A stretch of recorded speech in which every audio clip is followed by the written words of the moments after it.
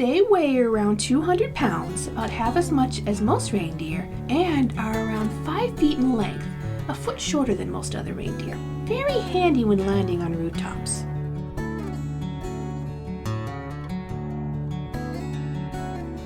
Hello everyone, welcome to Nature Explorers.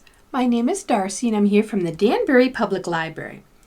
Today we're going to talk about an animal who is known for their sled pulling capabilities, as well as the tendency to pick on others who have red noses. They live in the cold north and have large bony antlers. Do you know what they are? They are caribou, which are also known as reindeer. In fact, people used to think that caribou and reindeer were two separate types of animals, but we now realize that they actually are the same animal. In general, reindeer are between 5 to 7 feet in length and weigh between 180 to 400 pounds. The male reindeer are larger than the females. Reindeer can be divided into two different groups, the tundra reindeer and the woodland reindeer. This division depends on where those reindeers like to hang out, whether they live in areas that have wide open spaces or areas that have a lot of trees. Reindeer can also be divided into an additional 9 to 13 subdivisions, one of which, the Arctic reindeer from East Greenland, is extinct. So, which type of reindeer is Santa's reindeer? Well, he wasn't available to tell us in person, he's kind of busy and all, but it's believed that his reindeer are a subspecies called sled reindeer. We get this idea from Clement C. Moore's poem, A Visit from St. Nicholas. It was this poem that introduced the world to Santa's reindeer, and he described them as being tiny. Most reindeer are on the large side. The only subspecies of reindeer that is small is the sled reindeer. They weigh around 200 pounds, about half as much as most reindeer, and are around 5 feet in length, a foot shorter than most other reindeer. Very handy when landing on rooftops. But the reindeer we see in films are not these little guys, though. Films like to use full-size reindeer. To be honest, they're easier to get a hold of. Animation, meanwhile, tends to show us reindeer that look closer to white-tailed deer than actual reindeer. So it's really kind of hard to tell. Reindeer are unique among the deer family. Do you remember a while back when we talked about white-tailed deer? Do you remember how we were able to easily tell the males and the females apart? That's right. The males had that huge bony growth on top of their head, their antlers, and the females did not. Well, that doesn't work with reindeer. Both male and female reindeers will grow antlers. Like white-tailed deer, the reindeer antlers grow very quickly. They can grow to up to an inch a day. While growing, their antlers are covered with a soft skin called velvet. Once the antlers have reached their full size, the velvet starts to dry up and it becomes really itchy. So the reindeer will rub its antlers all over stuff to get that velvet off. And then this leaves the large bony growths we think of when we think of antlers. Now, while both male and female reindeer grow antlers, they lose them at different times. These antlers, after a while, they will just naturally fall off and then the new set will begin to grow. But male reindeer lose their antlers in the winter, while female reindeers lose theirs in the summer months. Well, wait a minute though. Santa's reindeer all have antlers, don't they? Yeah. Does this mean Santa's reindeer are all lady deer? Could be. Reindeer have amazing eyes. They're the only mammals that can see ultraviolet light. We humans can see light that falls between 700 nanometers, known as red light, to 400 nanometers, known as violet light.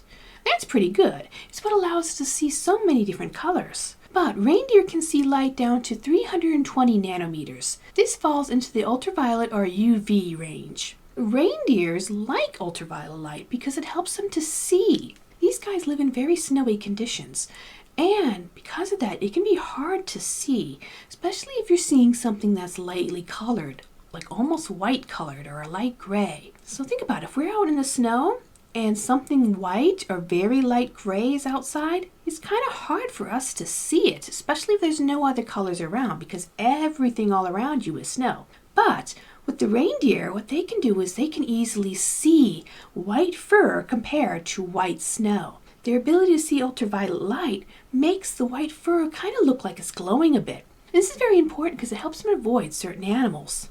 Wait, polar bears are white. Does that mean polar bears eat reindeer? Not quite. Polar bears mostly eat seals. It's their favorite food. But if there are no seals available and the bear is very hungry and there happens to be an injured reindeer nearby, the polar bear will eat the reindeer. But that's very rare. The reason for that is reindeer are incredibly fast. Adult reindeer can run anywhere between 40 to 50 miles per hour. A polar bear, meanwhile, tops out at 25 miles per hour. Remember, polar bears are huge. They're big, muscular animals, but they're also covered in a lot of blubber to help keep them warm. And all that blubber that keeps them warm is great when they're kind of waiting for a seal, or they're swimming through water, or they're just sitting on the ice. But if they're trying to run down an animal much faster than them, they very quickly overheat. So polar bears do not tend to go after reindeer because they just can't catch them. Reindeer are too fast, and the polar bear quickly becomes winded and overheated and just goes, forget it, I'll get a seal. I don't want to eat you. You're on your own. Thing is, reindeers do have to avoid another light-furred animal, wolves. And wolves can catch up with reindeer, and they hunt in packs. So being able to see lightly colored fur moving against slightly moving snow is a benefit to the reindeer. Reindeer live in parts of the world that we would find unbearably cold. But that's okay, because reindeer are designed specifically to live in these climates. For instance, their noses. Have you ever been outside when it's really cold out, kind of like we have now with all the snow we've gotten?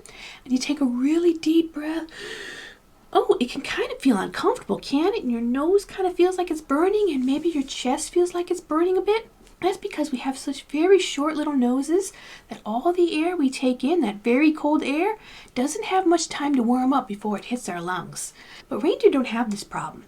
Their noses are adapted to warm the air they breathe before it hits their lungs. Their noses also condense all the water that's in that cold air.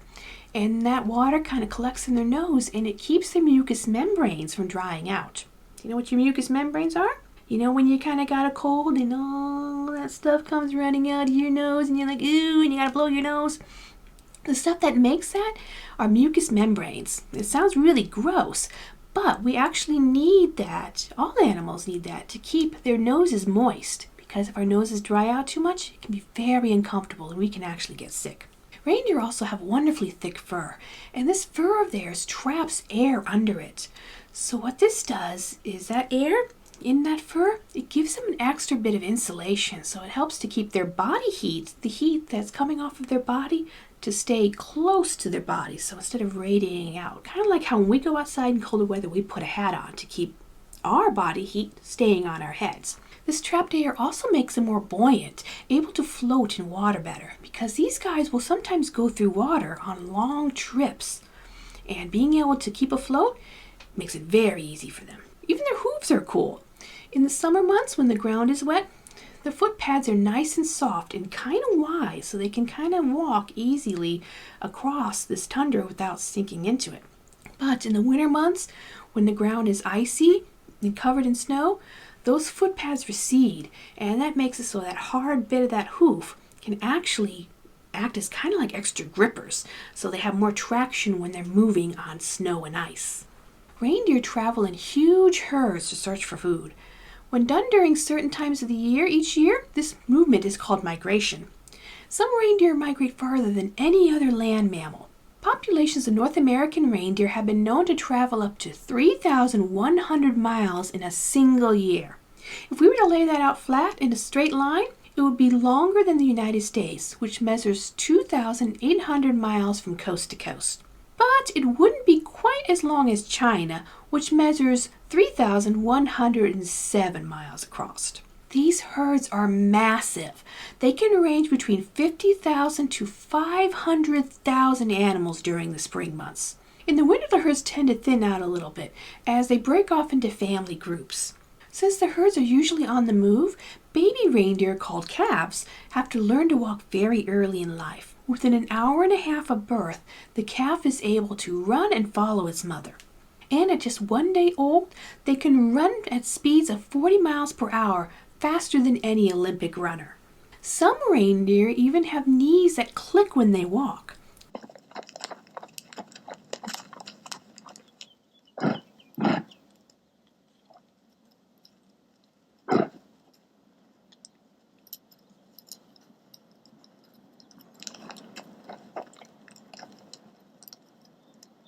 This can help them stay together during a blizzard. They listen for the clicking sounds of other reindeer walking, and then they can follow those sounds. So if they kind of wander off a little bit, they can always find their way back to the herd. It's really cool.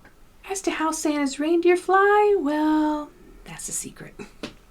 I hope you've enjoyed learning about reindeer, and I will see you next time with another amazing animal. Until then, stay happy and stay curious. Bye, everyone.